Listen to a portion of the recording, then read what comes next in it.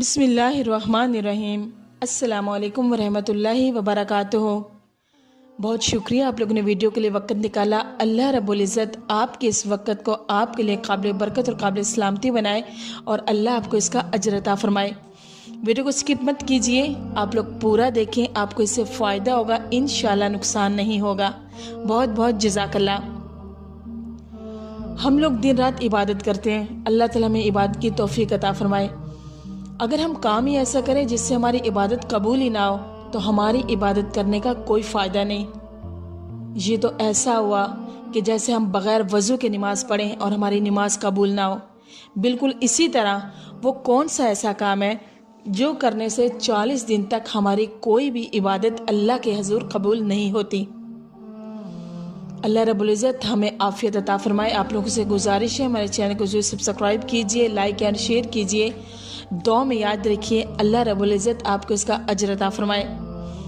हज़रत साद बिन अबी वक़ास रज़ियल्लाहु तआला अन्हु ने खड़े होकर कहा, या रसूलल्लाह सल्लल्लाहु अलैहि वसल्लम मेरे लिए दुआ कीजिए, अल्लाह ताला मेरी दुआओं को कबूल फरमाए। आप सल्लल्लाहु अलैहि वसल्लम ने फरमाया, ए साद, पाक चीज़ें हलाल लुक़मे खाते रहो, अल्लाह ताला तुम्हारी दुआएं कबूल फरमाता रहेगा।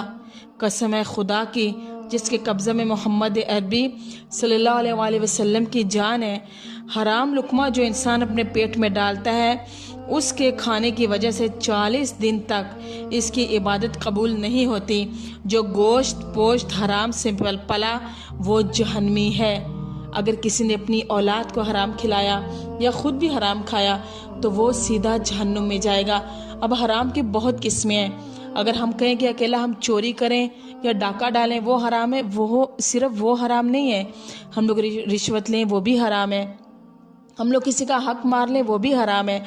हम लोग अगर किसी का 1 रुपया भी चुरा के अपने पास रख लें वो भी हराम है। किसी के घर जाए कोई चीज़ उठा लें वो भी हराम है। हमारी अल्लाह रब्बुल इज़्ज़त कोई इबादत कबूल नहीं करेगा।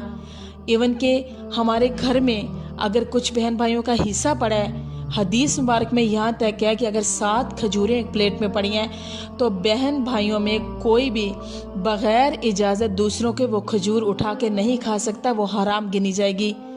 हमारी शरीयत ने हमें बहुत अच्छी ज़िंदगी, बहुत इखलाक वाली ज़िंदगी और बहुत मियाना रवैये वाली ज़िंदगी सिखाई है। अगर हम उस पर अमल करें तो हम अपनी ज़िंदगी को जन्नत बना सकते हैं। किसी का 1 लुक़मा किसी दिन इंशाल्लाह फिर बात करेंगे, उसमें मैं आपको पूरी डिटेल से बताऊंगी कि हराम काम कौन से होते हैं और छोटी छोटी ऐसी बातें हैं वो ऐसे हराम कामों में शुमार होती हैं कि हम लोग इंतहाई अफसोस के मरहले में दाखिल हैं।